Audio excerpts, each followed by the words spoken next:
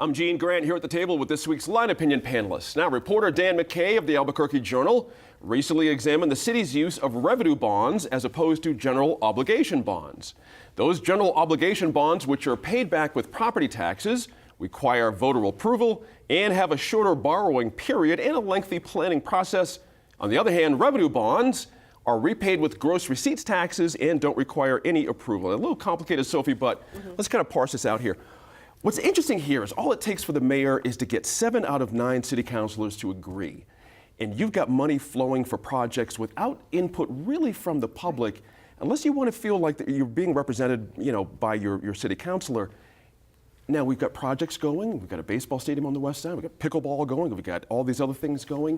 Is this a good use of taxpayer money? Is this the right way to distribute cash in our system? That is here? a complicated, multi-part, compound question. I think that what Dan's article has really illuminated for the public is that funding for city projects is more complicated than we think it is. Right. Yep. And so, I'm a little bit torn because there is a part of me that's like, yes, there are projects that do require that you move swiftly. There's matching funds available, et cetera. We're not able to wait necessarily for the next election cycle if we want to take advantage of them. It could be argued a project that comes up that fast in the absence of the more robust planning, maybe it's something we should allow to pass, but I think in some ways this discussion is colored by the unpopularity of the art project. And so, in other circumstances, we might say, huzzah, thank goodness you did that. I can't think of that project, but imagine perhaps that Isotope Stadium had been built that way, which has been quite popular. Yeah. And so rather than saying, bonds good or bonds bad, I think that there is this question of, are there types of decisions that we want city council to be making and making quickly? Right. Or do we prefer a more measured, a slower approach?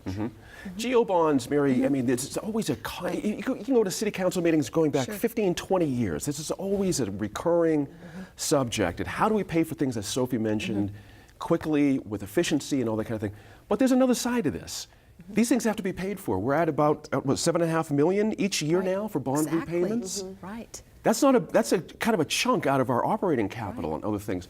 Is this a good trade of money here? It doesn't seem like it is, especially with what we're reading in today's paper, that we're going to have such a huge shortfall here in Albuquerque, where we really rely upon our gross receipts tax, but our gross receipts tax are going to pay the revenue bonds. Right. And so I think that's just the timing of the two articles. It could be serendipitous, but but $24 million it does is have nothing to us sneeze at, though. exactly. It does have us talking. So that's really concerning to me, and I think I do prefer the more measured general obligation bond approach, because then you're really asking the public, which what do you think? This is your money we're going to be spending. That's right.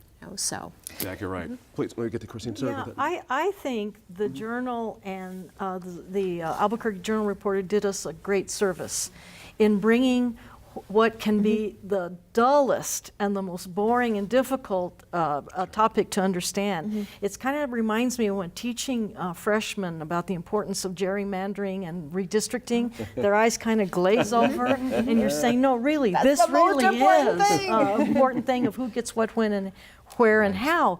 The same thing with city financing. Yes. And so these have consequences. I would just raise also, I'm not sure, I'm not an economist, of how to answer the long-term implications of using revenue streams that are based on property tax versus essentially sales tax. That's right. But to me, the fact of gross receipts taxes are regressive in that they have a disproportionate hit on the working class and poorer people, as opposed to the wealthy and the more affluent. And so it seems to me there's an inequity that's structurally built into that decision-making process. Interesting point there. Tom, has this administration and the councilors who have gone along with this have been just a bit frisky?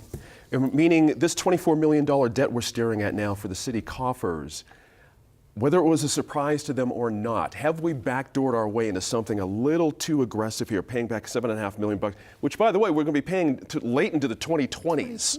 You know what I mean? Like long down the road. Yeah. So. I don't see, the GO bond, revenue bond issue is correlating with the budget shortfall that the city finds itself or says that it's in right now, which I believe that it really is in. Yeah. And by the way, I'm sure the former mayor Louis Saavedra is just going, yes, finally, something in my bailiwick, But, when you look at it, the revenue bonds, GO bonds, it underscores that planning and vision are important. Right. It also supports that the person who wins, the mayor's office has the chance to the winner goes the spoils.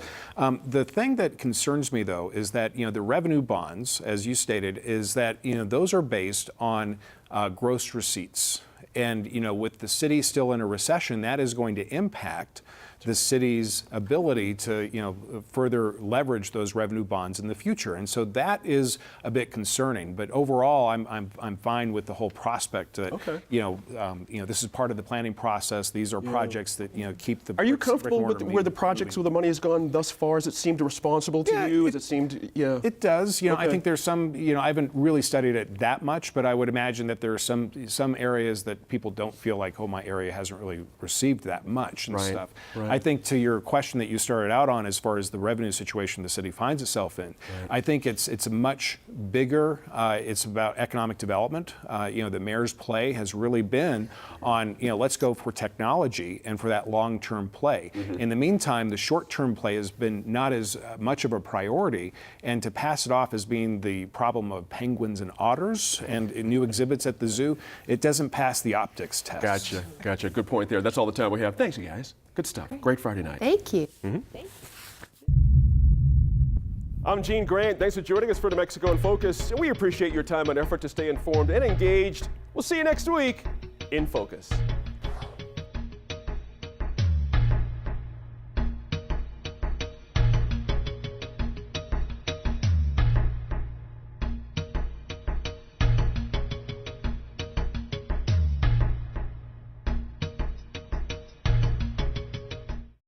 Funding for New Mexico in Focus provided by the McCune Charitable Foundation and the Nalita E. Walker Fund for KNME-TV, the KNME-TV Endowment Fund, and viewers like you.